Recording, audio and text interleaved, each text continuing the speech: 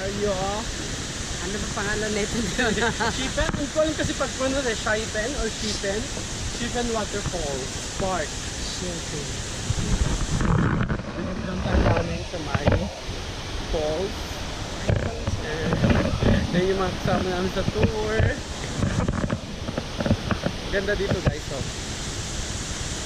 Kitang-kita yung falls from dito.